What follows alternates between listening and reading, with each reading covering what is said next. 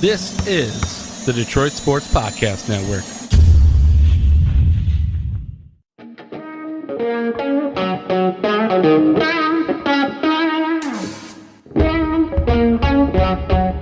The biggest icon in podcasting.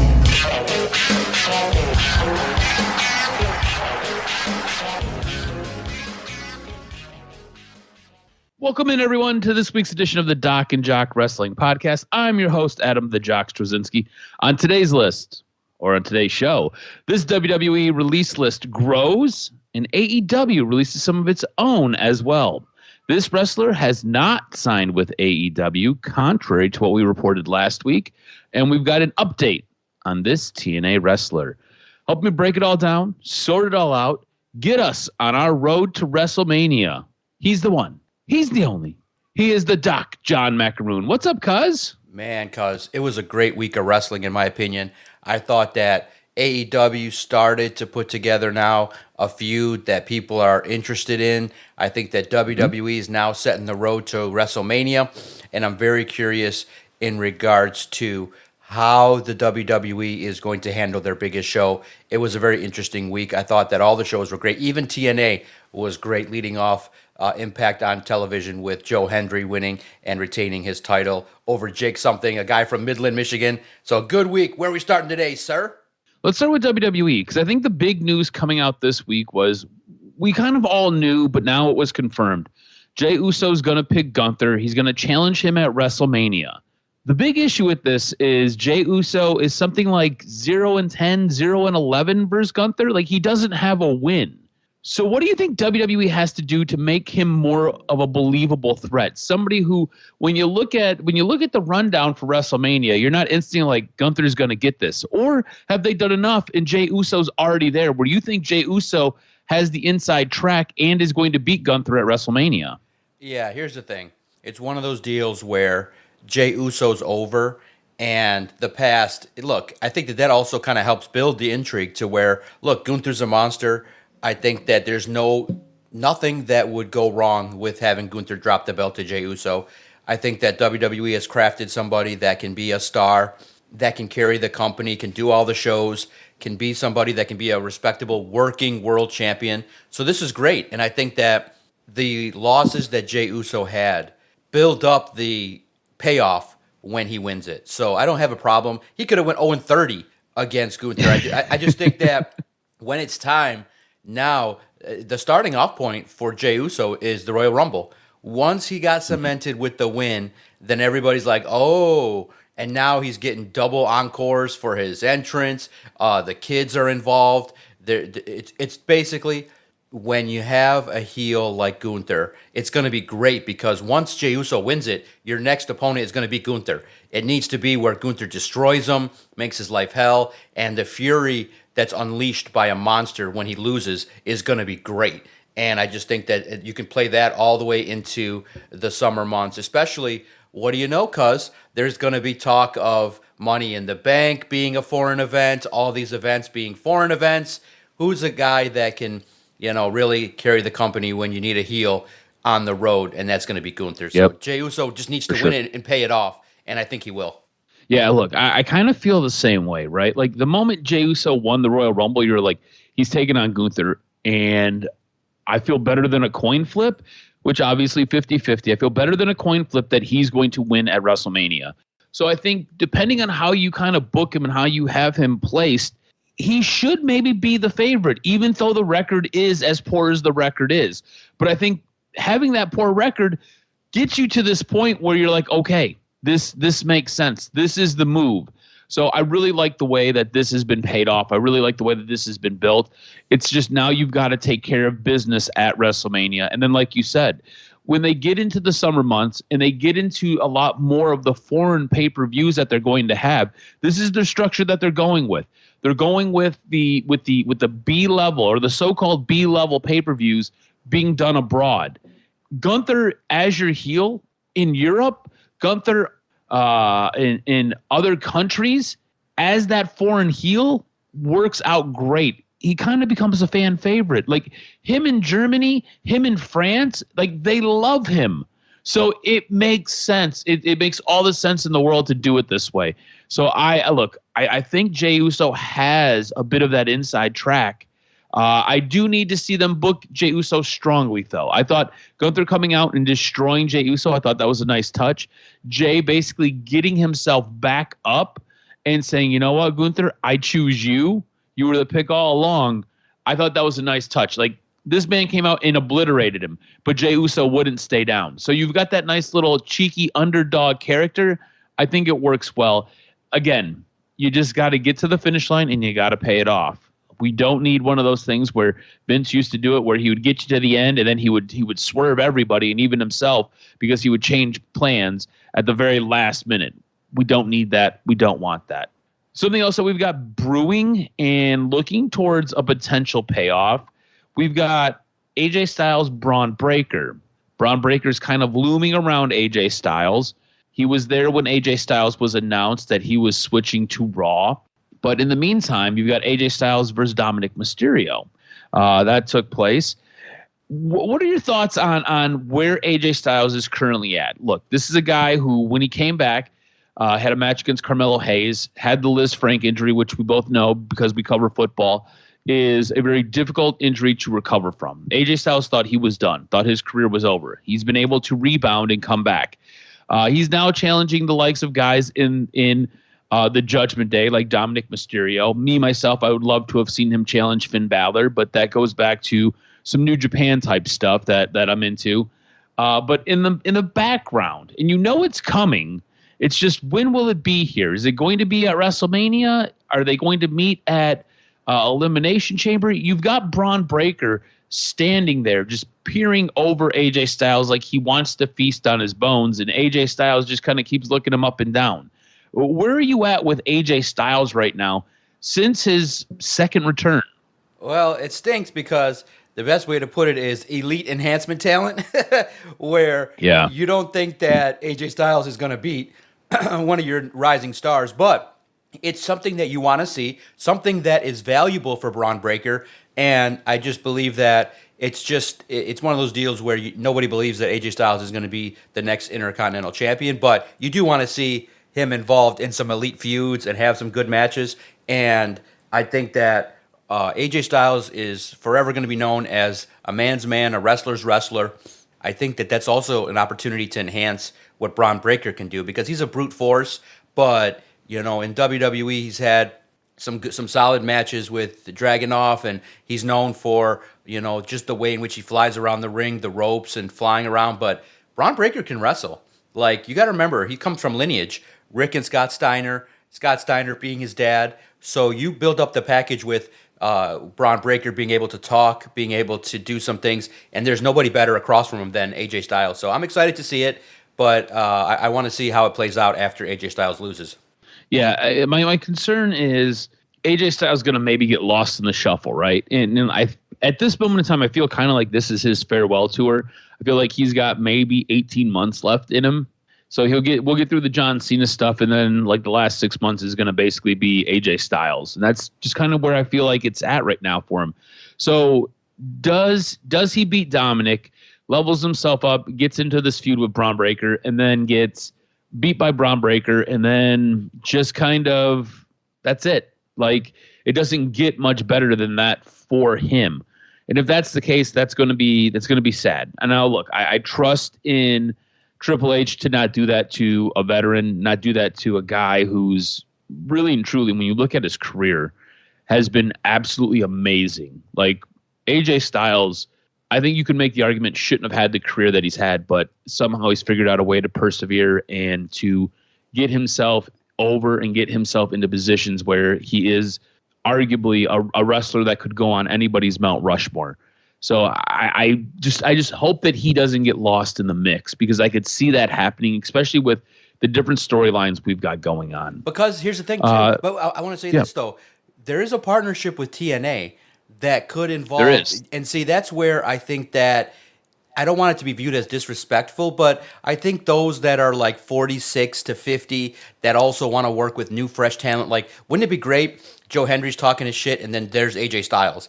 Like, you have a whole fresh locker room that you could work with. Also, too, I do think that NXT. You know, I think that's a great point because I sometimes forget that partnership exists. Yeah. And AJ Styles going back to TNA Would be great. Would be mind-blowing. Absolutely mind-blowing. And what needs to happen, too, is I think that NXT, while the Performance Center is great and the facility is great, I just think they need to upgrade it like by just maybe like 4,000 seats. Like if you can just fit 7,000 to 10,000 people on a weekly basis, you can upgrade it a little bit. Then AJ Styles could definitely walk into NXT, do some things. Wow, wouldn't you want to see AJ Styles with Ethan Page? Wouldn't you want to see him with Trick? Wouldn't you want to see him with some of the Italian stallions they got down there, some of the guys that they've promoted and built up? I think that that's something that you can do as well. And if we're talking about AJ Styles on the main roster, I still think there's untapped potential with work with Finn Balor. Somehow or another, a good 6-month run with them together, and then a 6-month run with them fighting each other.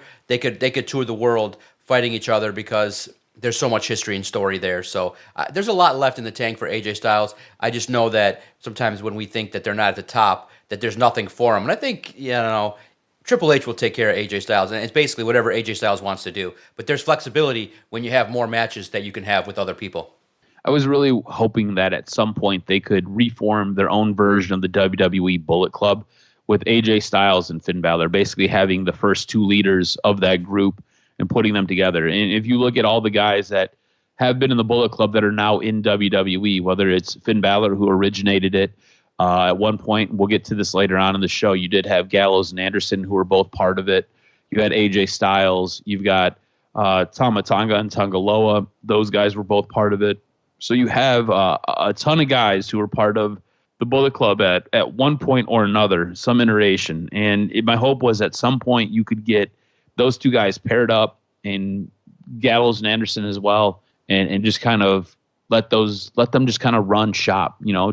Have something that was very Bullet Club-esque, but not Bullet Club. Do you know what I'm saying? Like, you all know what it is, but you just can't say it because of copyright infringement. It just something along those lines would have been fantastic, but we're not going to get it. And they could have did the whole two sweeting thing and did all of that stuff, and it would have been great. I don't know if we ever get that. I do want that one day. I do want to see AJ Styles. I do want to see Finn Balor one day. One of those dream matches that I hope we get, but we'll see. Speaking of dream matches, Jacob Fatu, Solo Sikoa, all is not right in the Bloodline 2.0. I want to get your take on this because the way the show opens on Friday Night SmackDown, you've got Jacob Fatu in the ring with Cody Rhodes, and they are kind of going back and forth having a conversation. They cut to the big screen, and you see Solo showing up wearing all white, which is a little bit different because normally he's wearing all black. So very subtle things sometimes you got to pick up on. So he's walking into the arena. Basically, Cody is getting ready to go get to Solo, where Jacob puts his arm out and stops him and says, "No, I got first dibs," basically. And Cody's like, "That's fine. I get the last word with him." And they just kind of had this weird little mutual agreement where they were moments ago feuding and ready to cut each other's throat. You then cut to the back where Jacob is throwing chairs and just kind of destroying the back to get to Solo. And he gets into Solo's locker room and he's yelling at Solo. Solo is basically like, "Look, I lost to Ulafala. I haven't been right. I needed some time away." He just kind of tries to reiterate to Jacob, like, "We need to do this. We need to do this together. I love you." Remember, Jacob was the one who was always saying, "I love you, Solo." And now Solo is the one telling Jacob that he loves him. It almost feels like there's a bit of a role reversal here with who is now leading the Bloodline 2.0. And you see Tama Tonga end up leaving to follow Jacob Fatu as he left the locker room, leaving Solo behind. You now cut to the match at the end of the night. You had Solo lining up to take out Cody. Cody ducks it, takes out Tama Tonga.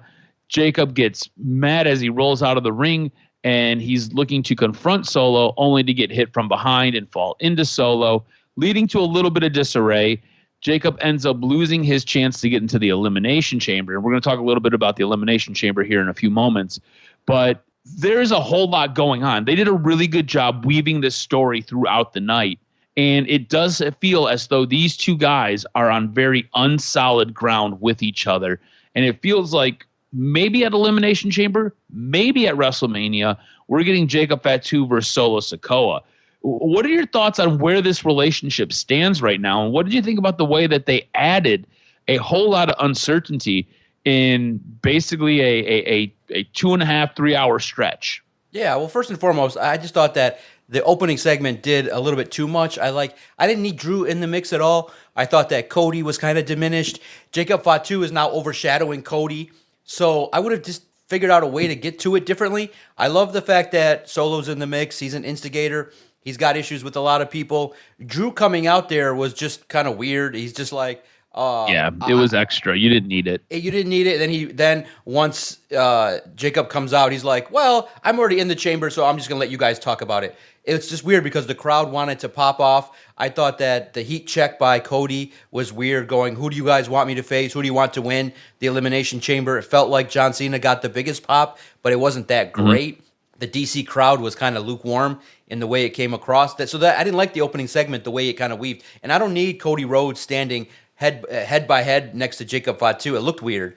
Like, it's just aesthetically, the visual looked weird where Jacob Fatu puts his arm out and then you got Cody talking next to him. Like, I don't need you guys whispering, sweet nothings, side by side. I just need a little bit more from that. But listen, in the end, I do want to see Jacob Fatu fight everybody. I wish that the end result in the Elimination Chamber might have been different, but I see where you can set up where, okay, to get Jacob Fatu to the next level, he's got to go through Solo and handle some unfinished business. So that's fine, no problem at all. But bottom line, I think you and I can agree. Put a mic in that man's hand, and Jacob Fatu will create magic. He looks like a thug, and he's out there thugging and doing his thing, and everybody wants to see it. This kind of goes back to a story that we had very early on with Jacob's tenure, where we're talking about where's he at, and the concern was he's going to outshine Solo. And it feels as though he has. There was a point in that Elimination Chamber qualifying match where the crowd was chanting for Jacob Fatu. You kind of see it feels as though WWE is doing a hard pivot away from Solo. To me, it feels like we are setting up where Solo is going to get fed to Jacob Fatu. And Jacob Fatu is going to be the thing that they're going to now invest their eggs in, which is a little bit weird. And I wonder how long-term disruptive it is to this bloodline storyline. Because I feel like we had everything going on with Roman Reigns, and we had the bloodline storyline going there. And then we kind of branched off. We had the bloodline 2.0, and you had the regular bloodline kind of doing their things. Roman was kind of off in exile, and it was just kind of stuff happening, right? And that stuff happening was usually done by Paul Heyman because you didn't see Jimmy because Jimmy was out. And then Jimmy hurts his foot, and then Jimmy comes back. And then next thing you know, Roman's back. So now you get to pick up with that bloodline storyline again. And you loosely have Roman and Jimmy and Jey all connected. And in the meantime, you've got the Bloodline 2.0 kind of going off on its own little tangent, working its way up. And all of those things are going on. And now you have Solo kind of exile himself, just kind of leaves. And next thing you know, you've got Jacob kind of picking up. Now Solo comes back and rejoins the fray, but it's different than how Roman did. Because when Roman came back, he had to earn everybody's trust. In this one, it really feels like there is some animosity between these two guys. And to me, it feels like when it's all said and done, Solo's going to be the guy who's kind of left in the dust. And that's it really the way I look at it. I feel like Solo is going to be basically a notch above Tama Tonga. I kind of feel like that's sad because you invested a lot in Solo. You put a lot of energy and a lot of resources. There's a lot of storyline built up with Solo. And all of a sudden, Solo now feels like the Marty Jannetty of this group. And he's going to be thrown through the window. So we'll see what happens with this. But it does feel as though these two are basically headed to face each other. Or there's going to be some type of very physical confrontation that we are going to get. Something else that kind of came out of Friday Night SmackDown. And I want to know where you're at with this because this took place and I was like, great. Like out loud, I was like, great. This is what we're getting.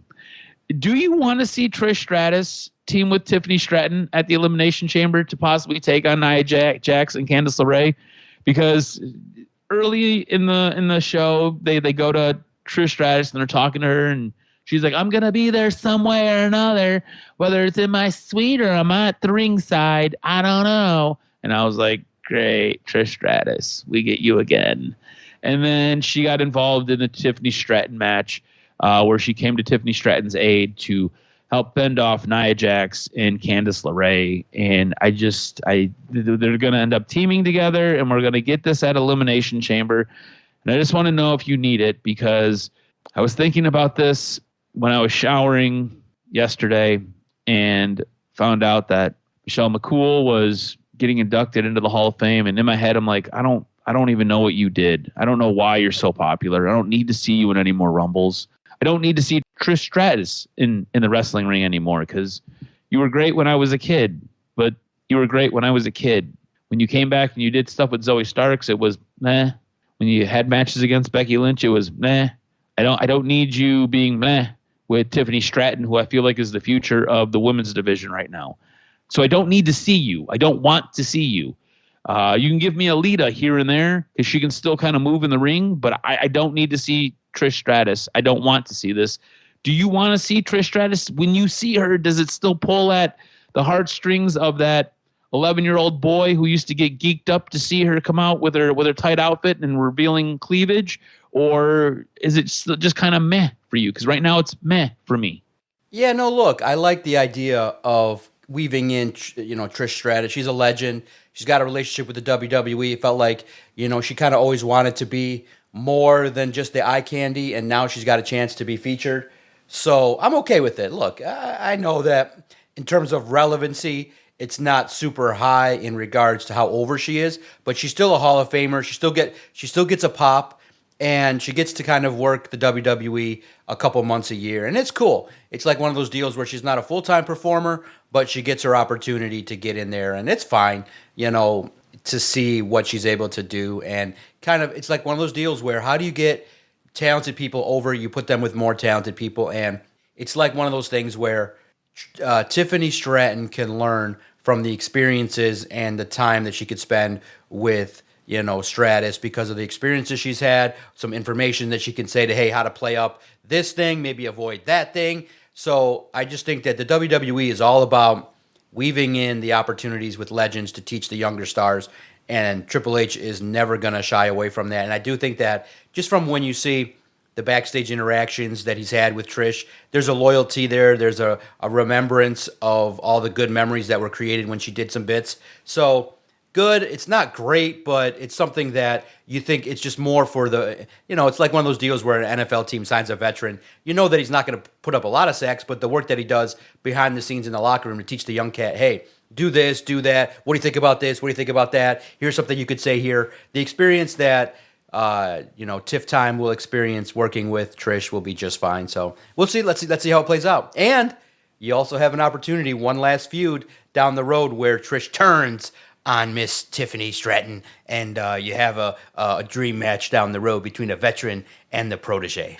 See, look, I hope you're right, because I look at Zoe Starks, and Zoe Starks was a wrestler when she was coming out of NXT. I was incredibly high on. When she was in NXT, I was incredibly high on her. I thought she had a good look. I thought she was very physical. I thought she was physically intimidating, and I thought she could move in the ring. I thought her promo work maybe needed a little bit of brushing up, but I was always high on Zoe Stark. Zoe Stark got teamed with Trish Stratus, and I was like, okay, let's see how this works. I could make the argument Zoe Starks is 0% better off than when she was with Trish Stratus. That Trish Stratus didn't do anything to help elevate Zoe Starks. And I just don't necessarily want to see that with Tiffany Stratton. Now, Trish Stratus was playing a heel. She's naturally not a heel. She is more of a babyface, so maybe there was a problem there in trying to get that over, but it didn't work, and Zoe Starks did not come out the better for being paired with Trish Stratus. Yes, she did get a couple high-profile matches against Becky Lynch. Yes, it was a bit of a featured storyline on WWE programming, but I don't think overall her character, her position elevated. She ended up getting lumped in a group that was named after 3 different initials. One of those people are no longer with the company. We'll talk about that a little bit later on. And now she's just kind of palling around with Shayna Baszler, which you don't really see Shayna Baszler on television all that much. So I don't know if what you're saying is going to exactly work. I hope it does, but I just don't know. I just don't see it. I don't see the value of putting one of your hottest young commodities with Trish Stratus. I don't know. I hope it works. I don't know if it works. We'll see if it does work. I do want to know if you think this is working. I want to talk about the Elimination Chamber. This is the big pay-per-view that we're building towards. I want to get your thoughts on what you think of the men that are featured in this match. Now, John Cena got a pass to be in the Elimination Chamber. Damian Priest ends up winning a match winning a match on Friday night against Jacob Fatu and Braun Strowman to get into the Elimination Chamber.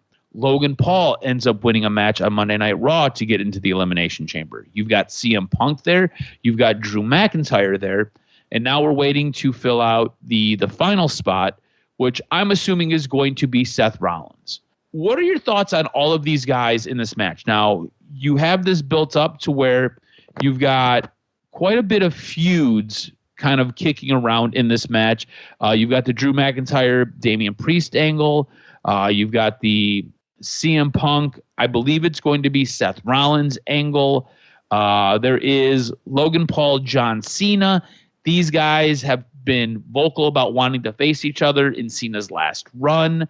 To me, it feels like you've got guys in this match who have some built-in storylines, but when you look at what the Elimination Chamber leads to as far as who wins it, I don't necessarily know if there is a big-time storyline that I'm interested in with these guys going down that road to face Cody Rhodes with.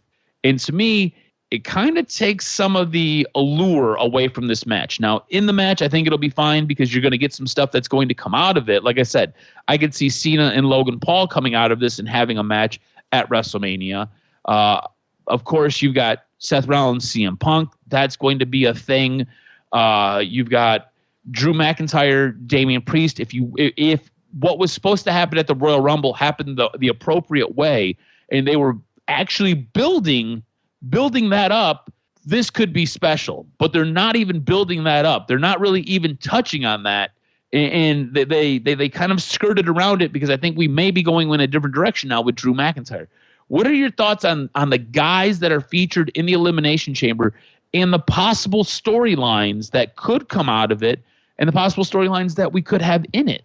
Yeah, it's going to set up for WrestleMania. It's clear. And when I saw what happened, I would have probably preferred Jacob Fatu in it, but we've talked about, they're going in a different direction. They're setting things up. I think that Damian Priest getting the rub is probably fair. I think Jacob Fatu doesn't need to be in the Elimination Chamber. I could see the reasons why, as he kind of, he's just getting kicked off in terms of his run. So here's the deal.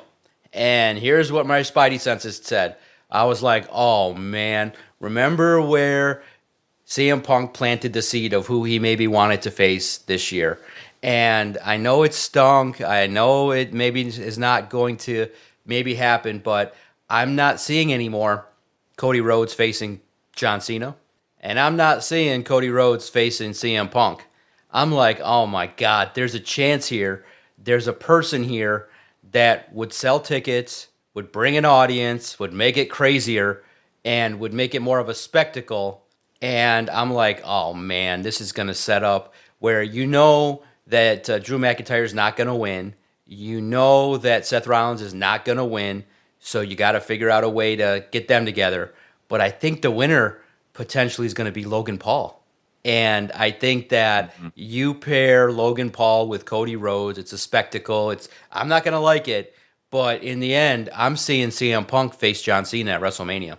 And I'm saying, you know what? It makes sense. It makes sense. Think about it. He said it. You can weave it into it. It's believable. And they can be similar levels where CM Punk can carry him. And it'll be a good match. CM Punk gets the rub from the legend, and that's really the sign of respect for CM Punk. It sucks because I think we all feel like, and I feel like he should be at a better spot, but there's a spectacle, there's a ticket selling aspect to it, there's a craziness aspect of it. And could you imagine, Logan Paul and Cody Rhodes have like one of those fake press conferences side by side at a table, and Logan Paul gets up and is like, I'm going to whip you, Cody, and then gets in his face and like slaps him, and it gets on ESPN. I feel like it's going to go down that shitty road of fake Logan Paul hype kind of bullshit. They've done that in the past with Shawn Michaels, and so it kind of feels like that. So I'm hoping I'm wrong, but my spidey senses when I saw the card and I saw the way it shook out, once I saw Jacob Fatu lose and I saw that Damian Priest was in there, I'm like, well, there's a chance here that the surprise element's going to play a factor. Am I wrong? What do you think? How do you see it playing out? Because I do think that Seth and Drew got to find their way together, and I think Damian Priest is kind of like just the individual there. Now, there's a maybe Damian Priest, but I doubt it. He's not big enough, and he's got a lot of talent he can mess with on SmackDown. But Logan Paul, Cody Rhodes, I think you can play up the non-WWE fan to make it intriguing. And then what do you know? I got Logan Paul, who's going to be right behind him, talking a bunch of shit. Jake Paul, and you could have a bunch of nonsense with it. You could have Jake Paul show up at AEW. It would be fucking hilarious to play into it, where Jake Paul shows up at a Dustin Rhodes fight and you just start fucking around. But, there's a lot of ways to do this, but I feel like there's a non-WWE fan that could get sucked in here for the plans moving forward. I think it's going to be Logan Paul, Cody Rhodes, and it's starting to shape that way just for the surprise element. But when you see it, the way in which WWE likes Logan Paul and what he brings to the table, not in the ring. And he's a good wrestler, but I think that Logan Paul is an outlier here. And something's up with Logan Paul being in this match. Yeah, when you look at all the names, what doesn't necessarily fit, right? And Logan Paul is the one name that doesn't really fit, I guess. I like where your head's at. I think that is an interesting theory on how we get to WrestleMania and how we get to the guy who's going to face Cody Rhodes. Look, I don't necessarily know if I like it. But you could be sold it. You could be sold it once they try to. I know, definitely, definitely could be sold it. Definitely could be sold it, and I could see it playing out the way you laid it out. I could absolutely see this playing out that way. Like I said, I don't know if I like that. I don't know if I'm all in on that. Because the reaction, but I could. The Washington reaction was weird. It didn't seem like they wanted CM Punk. It didn't seem like they almost got a CM Punk chant, but it was faint. They wanted to pop for Cena, but then Cody Rhodes just kept talking. I felt like it was a heat check, and they were like, yeah, there's not scorched earth here right now. And there's a lot of different ways. It just kind of sucks, too, just real fast. I mean, The Rock not being involved potentially is kind of stupid because all that work that was done last year to build it up goes to waste. It's kind of dumb. It's weird. It's in a way, you left Roman hanging, you leave Cody hanging, and you disintegrated the Bloodline angle, Bloodline 2.0. Yep. So it's just corny at the highest level to not ensure that he would be there. This is the problem that I have with The Rock being as involved as he is, because when he shows up, they have to all of a sudden placate him, and they've got to figure out some way to get him on television. And so then you invest these storylines with him for what? Just to throw it all away? And that's kind of what we've done. We had basically planned this out a year ago, and because of Rock's schedule and because of what Rock wants to do, we've now had to make hard adjustments, and those hard adjustments are a little bit disjointing when you look at the way the storyline's supposed to go. So no, I agree with you 110%. I don't like it. I don't like where we're at. I don't necessarily know what we're doing here. And this is what makes, I guess, the Elimination Chamber pay-per-view interesting, because this is the one that's going to get you to WrestleMania, and this is the one that's going to help set the card for WrestleMania. So I guess they've done the best with what they've got, right? Like you've had a year's worth of storyline planned out and built up, and then you set it all on fire, and now you're one pay-per-view away from your biggest show of the year, which really helps kick off the rest of the year. And you're trying to make things interesting. And I will tell you right now, when you look at the men's Elimination Chamber match, although I'm not necessarily pumped about it, there is a level of intrigue, because whoever comes out of this is going to set the stage for WrestleMania, and this is who Cody Rhodes is going to face. And I've already drawn some of the comparisons and some of the storylines that you could spin out of it. Right. What will be interesting to me is, like I said, I feel like Seth Rollins is going into this match. And it's going to be interesting to see what happens with Seth and CM Punk. It's going to be interesting if they do continue to go down this Drew McIntyre, Damian Priest angle. Like this, you got to heat it up now. You've already drug your feet for 2 weeks through the mud, and you should have been setting fire to it, and you didn't. So you need to figure it out ASAP.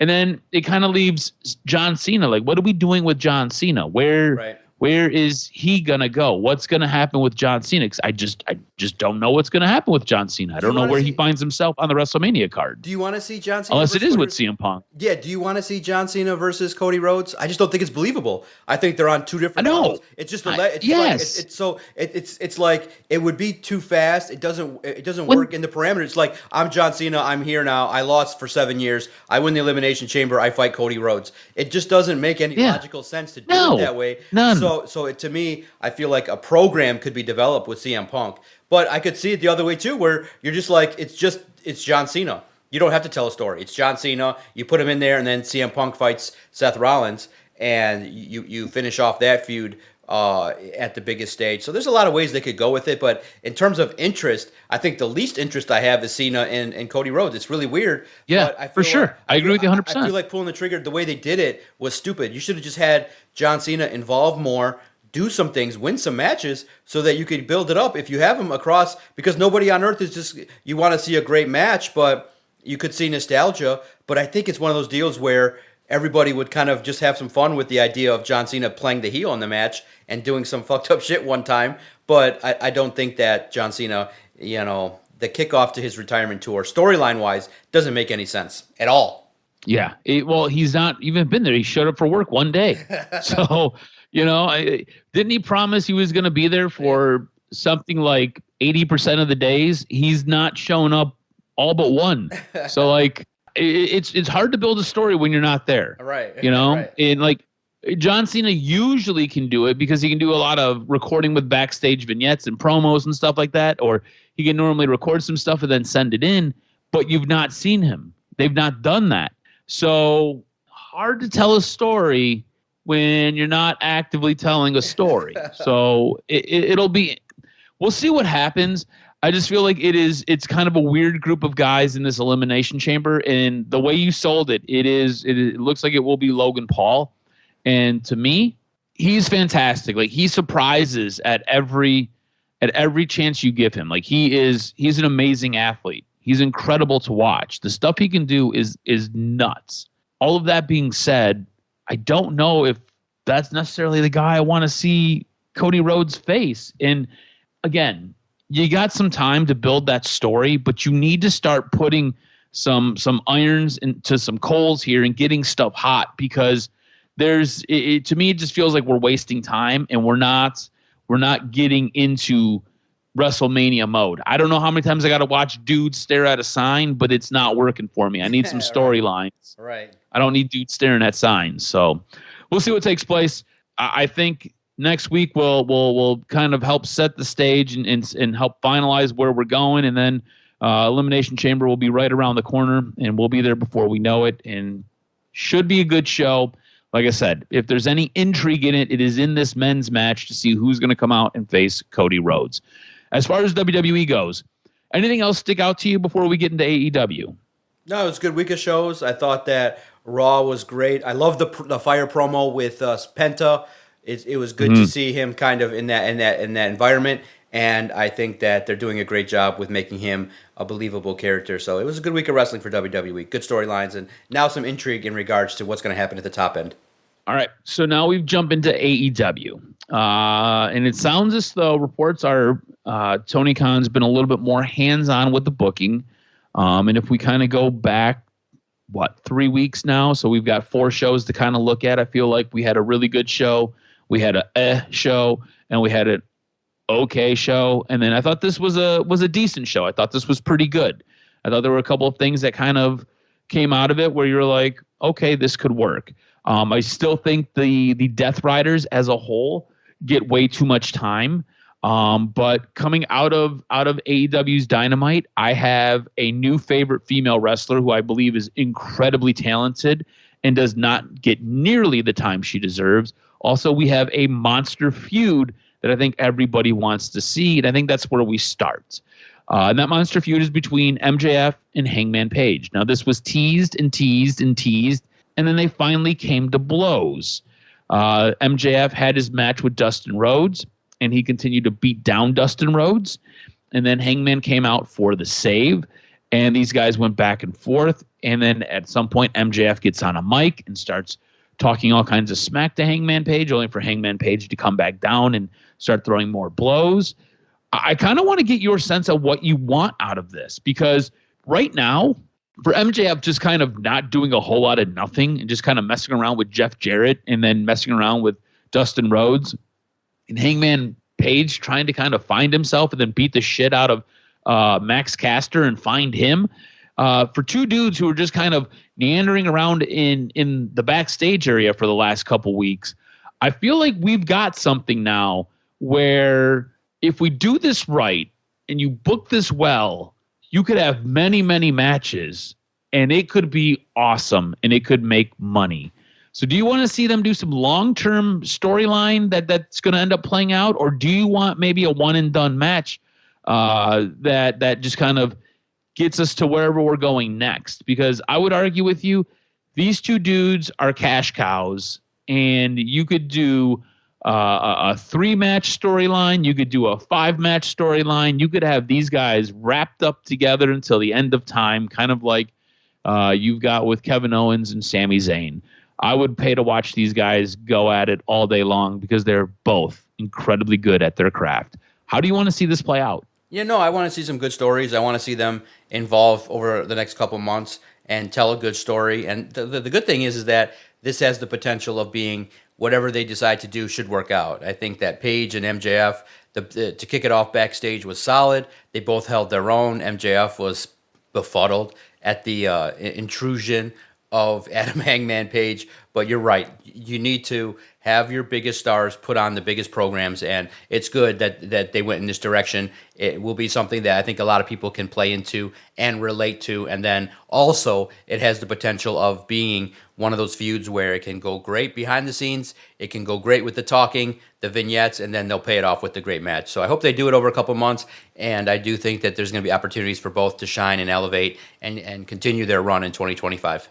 Yeah, I think this right here, honestly, should get heavily invested in, right?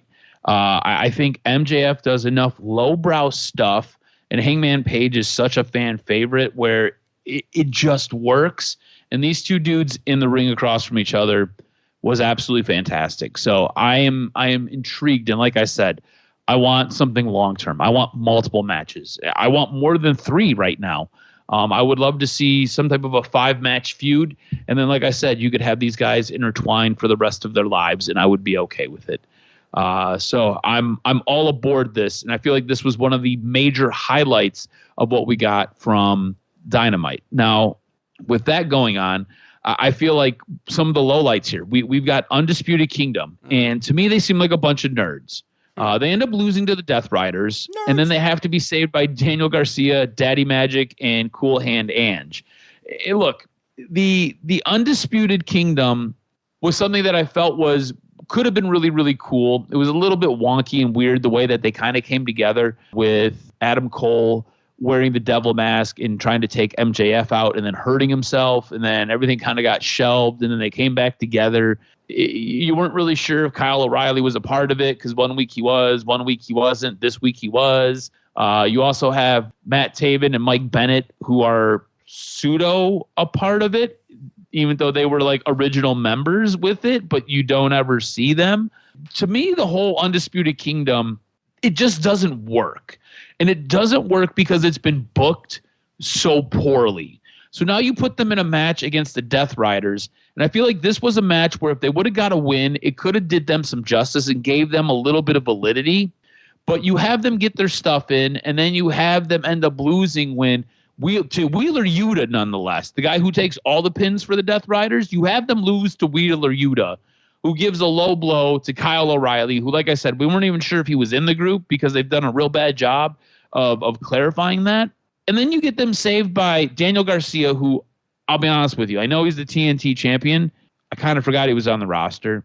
Daddy Magic I love on commentary. And Cool Hand Ange, I didn't even know he was back from paternity leave. It's hard to believe in a team, and it's hard to get behind a team when they don't win enough. The storylines are kind of all over the place. You got guys who are in and guys who are out of the group on a week-to-week basis. You have them getting some work in on a team and looking like they should win, only to end up losing to the worst member of that team to then be saved by a bunch of guys who, and look, I think Daniel Garcia, if you book him well, could be a stud. I find Daddy Magic to be incredibly entertaining. Like I said, Cool Hand Ange, I didn't even know that they brought him off the shelf. But I feel like those guys themselves are good in their own right. But if we're being honest, those guys are all lower mid-tier guys. So you've got this group of guys who are supposed to be stars being saved by lower mid-tier guys. To me, it just doesn't work. None of this worked. It got nothing over. All it does is make you hate the Death Riders more. And sticking with the Death Riders, they got at least 4 different segments, and every time I seen them, I just wanted to shut the TV off. What did you think of Undisputed Kingdom, and where do they rank for you? Because to me, I feel like they should just be thrown in the trash. I feel like whatever this version with Adam Cole isn't working. I feel like all these guys need to just go figure something else out, because to me, it is just complete and utter shit with the Undisputed Kingdom. And I feel like losing to the hands of Wheeler Yuta, it just makes it that much worse to then only be saved by Daniel Garcia, and the crew is just piling dirt on top of a cold grave. Yeah, in other words, what you're saying is they're not over. And the work that they've done has not gotten them over. They got put back together. I think that in the end, all 3 are better apart. And I think that they've made a conscious effort to try and rekindle something that was not there when it maybe at first, but the injuries derailed it. It's fractured. Go about your separate ways, create 3 stars, and let's stop with this group. It had its run. It got over in a different company. Trying it here is not working, so let's move on. Yeah, like if you wanted to do the Undisputed Era, you probably should just lean into doing the Undisputed Era. Whatever this is, it's just shit, man. And I want to get your take on the Death Riders, because, like I said, they had at least 4 segments. And every time I seen them, I just kind of wanted to be like, all right, can we just get through this? Like, I just want to move on. I'm just done with this. They had this segment with Undisputed Kingdom. There was a thing in the back where Marina Shafir got locked in a closet, and they took her briefcase that's supposed to have the AEW title. And Jon Moxley was very upset. And he had a segment where Jon Moxley and Marina Shafir basically take out Willow Nightingale, and then Jon Moxley basically says that he's going to kill Adam Copeland and Switchblade Jay White. And then you get to the very, very end where you've got Adam Copeland and you've got Switchblade standing in the ring, and they've got the briefcase. And next thing you know, Adam Copeland breaks out his chunk of wood with all the spikes on it, and he's starting to beat the briefcase to get it open, only for those 2 guys to basically get overwhelmed by the numbers from the Death Riders. And like, I guess we're moving stuff forward, but man, it is like pulling teeth to get to where we got to go. Like, I don't know what makes the Death Riders more enjoyable. I don't know what makes the Death Riders a better story. I don't know what gets this over, and I don't know what gets this better, because I'm just done with it. Where are you at with the Death Riders? Yeah, it's one of those deals where I think that AEW is missing out on opportunity that you could have with some performers that can get over. I think that, it's one of those deals where Moxley, Castagnoli, Yuta, Pac, Marina Shafir, there's so much talent that I think the question everybody's asking is, where's it going? What's their mission? What are they doing? You know what? What are they trying to accomplish? You just talking made me think of, I think, probably my biggest frustration. Jon Moxley's big issue, right, was you had guys in position, guys like CM Punk, who weren't getting other guys over. Yeah. And you had guys at the top who weren't getting other guys over. Jon Moxley's gotten nobody over. Yeah, right. Jon Moxley, as the champion, hasn't even really had a match. He's done nothing. Nobody's getting over with him in this role, in this position. You have trios titles with 3 guys, with Pac, Yuta, and Claudio. These guys should be awesome. To me, they feel like they're white paint drying on a wall. It's very stale and very sterile. And nobody has gotten over in the trios division. You look at Jon Moxley. He's your AEW champion. Who's he faced? Who's gotten over? You're going to end up facing Adam Copeland? Adam Copeland's already over. He came in over. He doesn't need to get over. What are we doing? Help elevate a young star. Help elevate a young talent. For all the stuff that we bag on Chris Jericho about and all the stuff that we talk shit about Chris Jericho about, he was a guy who was able to help elevate a guy like Orange Cassidy. He was a guy who was able to help elevate a guy like, was it Andrade or Andretti, the dude who runs around with Leo Rush now. He was able to help elevate him at one time, help get him a contract. At certain points, he was able to help elevate Sammy Guevara. He was able to help elevate Daddy Magic and Cool Hand Ange and Daniel Garcia at certain points. For all the shit that we give Chris Jericho, he's been able to help elevate guys. Who has Jon Moxley elevated here? Marina Shafir? He's helped elevate Marina Shafir. Have we seen Marina Shafir in an actual wrestling ring wrestling? No. She's got an edgy look, and she runs around with a briefcase handcuffed to her hand. Like, he's done nothing. And I think that you helped me figure it out. That is my problem. That is what pisses me off. And I am sorry I interrupted you. Again, I do this every week to you. You're on your way to making a great point, and then I just lose my shit. I am sorry. Continue. I apologize. No, don't apologize at all, because you added to it, which is exactly right. Is that, here's the thing. Jon Moxley is a megastar. He could be doing his own thing. You have Castagnoli, who kind of is now a guy that you brought over that you kind of wanted to highlight, but you bury him in a group. And yeah, look, I get the trios thing, and it's fine. But I think Pac on his own can have great matches. Wheeler Yuta is a badass. So I just think that for this group, there's got to be a stronger effort to get more out of them than what they're doing. And I hope that they do, because there's a lot of talent in the Death Riders. I just don't think they need to be collectively all together doing their thing. You don't need a collective group with all these guys. They all need to do their own thing. And hopefully someone realizes, Castagnoli could be a Continental Champion, a world title contender. He could do some things. But in this group, it actually having Moxley be the champion, then if you want this group to succeed, somebody other than Moxley needs to be the world champ. Period. You know what I mean? So it would behoove them. Castagnoli could be your AEW world champ. That's an incredible champion right there. Exactly. So we'll see how it plays out. But you're right. We want more. All right. Let's leave AEW on a high note. I think Harley Cameron might be my most favorite woman on the AEW roster. And that puts her above Britt Baker, and I love Britt Baker. I think she's incredibly talented. She did this bit, and it was a bit, but it was fantastic. And if you didn't love Harley Cameron before, you need to go watch this bit, because you're going to fall in love with her now. Okay, so let's just start with the basics, right? One, she's got a look. I don't know about you. I think she's attractive, okay? She's got a look. She's got an accent. All of that works. She's able to actually do ventriloquism, and she did her little thing with her little puppet of Sasha Banks, which was absolutely fantastic. On top of that, she can wrestle. Now, I'm not saying that she is lights out the best women's wrestler we've ever seen, but she can wrestle and hold her own in the ring, and she's gotten much, much better. Apparently, she speaks Japanese. Didn't know that. She let you know in the middle of doing this rap, because, oh yeah, if you didn't know, she's a rapper and a singer, and she put her whole little music video together where in the middle of it, she just stopped to talk Japanese to you. And then she adds going from being very comedic, which is what she's been, to being very serious and very poignant.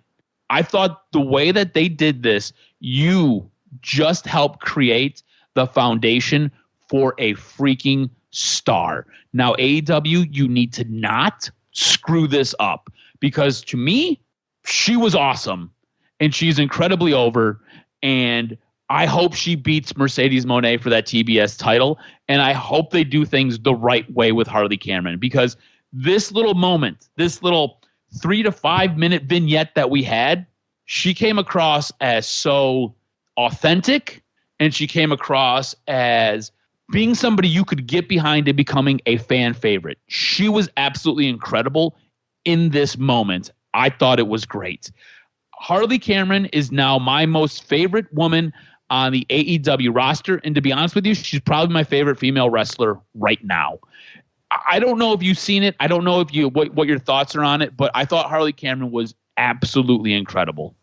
Yeah, no doubt. And I think that Harley Cameron's doing her thing, and there's an opportunity for a program to make some money with the world champion, and it's just really good.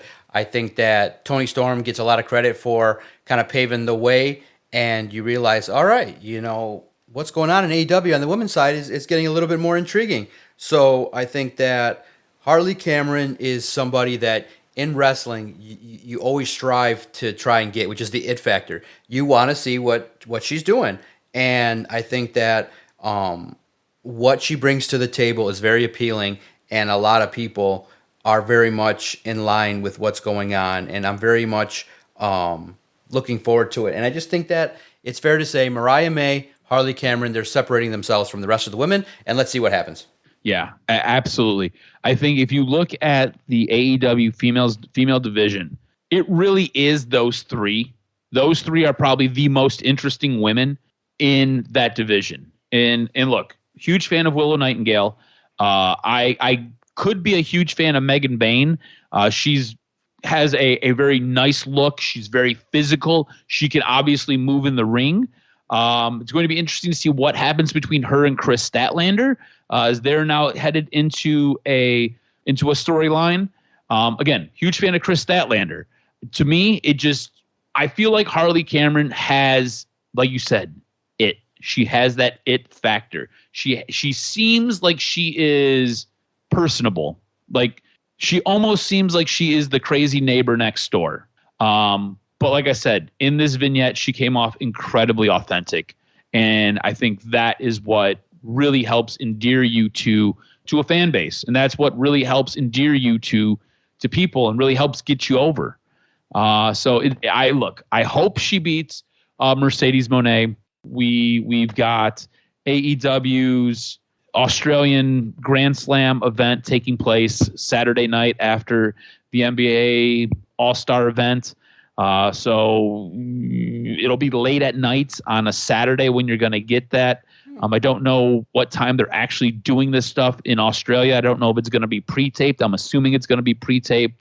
Hopefully it's a good show. We'll see. AEW, I feel like it's still a bit of a mixed bag. Each week to week, it's not knock it out of the park. It is sometimes a double, it's sometimes a triple, and sometimes they're just striking out. I feel like you do have some really good stuff over the last 4 weeks. There's some really good stuff that you can build off of, though, and I just need them to keep building off of those things. I want to get your show of the week this week. What did you think? As good as AEW did with Dynamite, I thought Dynamite was good. I thought it was better than it was the week before, and definitely better than it was the 2 weeks before. Raw, I think we've got a really good program that really helped elevate what is to come with the Elimination Chamber, and I think SmackDown did a really good job of doing that as well. Of course, you brought up TNA. I don't know if you want to spend some time talking about TNA before we get to show of the week, but if so, we can. Yeah, no, I just think Impact has had steady momentum. Joe Hendry being the champion is great. They kicked off the show with a nice match. I think they're doing a lot of good things with some of the stars, and it's a show to pay attention to Thursday, 8 o'clock on Access, AXS. A lot of cable providers have it. They're doing a lot of great work, and you get a chance to also see some stars from NXT periodically show up. So pay attention to Impact. They're gaining momentum. They're doing some good things, and they're building a lot of momentum on Impact, and they're having a good start to 2025. The show of the week to me was Raw. I thought that they used their time wisely. The 2.5 hours is used perfectly. I think the promos are succinct. You get good matches, and I think they've settled into nicely on Netflix, and it's a good thing too, because when you go back and watch it, if you skip it live, you can get a condensed version. And it's so great. So I'm liking what I'm seeing with Netflix and WWE and the way they pair together. Yeah, I think what Netflix and WWE has done has been really, really good. I'm sorry, you said for your show of the week it was Raw. Monday Night Raw? Monday Night All right, Raw. I'm going to give mine to SmackDown. I thought SmackDown was a really good show. Look, I'm intrigued by the feud that we're going to have between Jacob Fatu and Solo Sikoa. I thought they did a great job of weaving that through the entire broadcast. I thought it was well done. All right, you ready for some news and notes before we get out of here? Hit me with this week's professional wrestling news and notes. What made your list? All right, the WWE released list grows over this past weekend. More talents were let go by WWE. The list now includes Cedric Alexander, Akeem, Razor, Paul Ellering, Sonya Deville, Blair Davenport, Luke Gallows, Carl Anderson, Giovanni Vinci, Isla Dawn and Elektra Lopez. Elektra Lopez was notified that she was released Friday at SmackDown. If you remember last Friday, she was on SmackDown. So that had to be weird.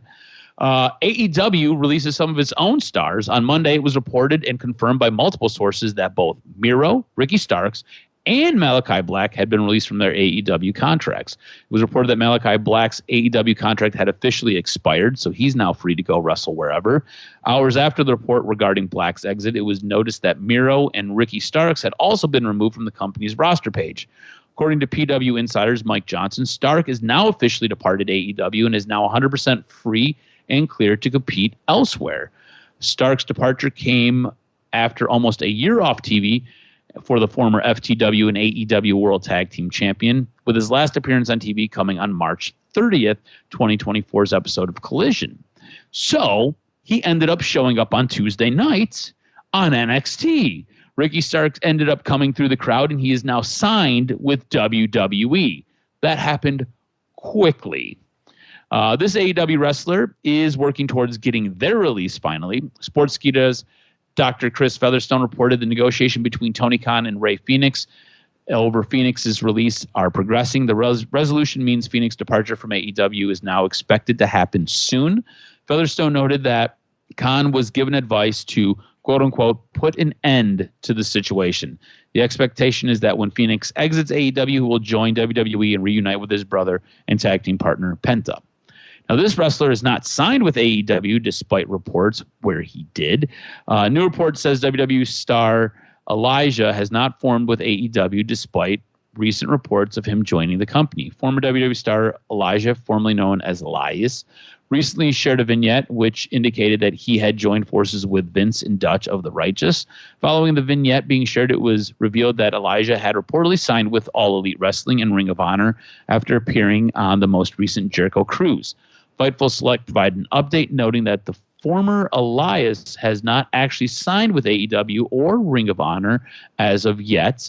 Elijah faced the recently signed AEW signee Tommy Billington on the 2025 Jericho Cruise, but he has still not signed a contract with the promotion. And an update on this TNA wrestler, TNA's Chris Bay has shared an update on his recovery after suffering a serious neck injury during a match in October of 2024. At the October 27, 2024 TNA tapings here in Detroit, Chris Bay suffered a serious neck injury during a tag team match with Ace Austin against the Hardys, with Bay immediately being rushed to the hospital for emergency surgery that same night. In a recent post, Bay was shown standing and walking unassisted. He would go on to thank multiple people and show love to the fans while showing his recovery and his progress. So good stuff from Chris Bay. Hopefully he makes a full recovery, and hopefully he is able to get back in the ring. We'll see. This is one of those injuries where it could cut his career very, very short. Really quickly before we get out of here, because they are some favorites of ours. Bill Eadie and Barry Darsow, respectively known as Axe and Smash of Demolition, have signed legend deals with WWE. So expect to see them around WWE going forward. That's going to do it for this week's news and notes. Yeah, and also, too, A&E brings back tonight, Sunday night. LFG, I think, is going to be a great show with Bubba Ray and The Undertaker and Hall of Famers that are going to teach these young cats how to become WWE superstars. LFG, as well as the return of the Legends and Rivalry show. So A&E's Sunday Night Wrestling block is now back and will be featuring a lot of good WWE content. Make sure you follow Adam on Twitter at AdamRSTROZ. Follow the network at Detroit Podcast. Anywhere that you enjoy podcasts, just type in Detroit Sports Podcast and our content will find you as we break down the world of professional wrestling. Thanks, everybody, for your engagement. Everybody that's understanding our WWE, AEW references, it's great. Everybody understands the tie, the nature of how WWE crosses over and AEW and how they just really find their way into mainstream is amazing. You had George Kittle on featured in Main Event where Penta was in a match and he shows up in Nashville. So all fun, all good stuff, and WWE and AEW working their way in 2025. I can't wait next week to break it all down again on the next episode of the Doc and Jock Wrestling Podcast.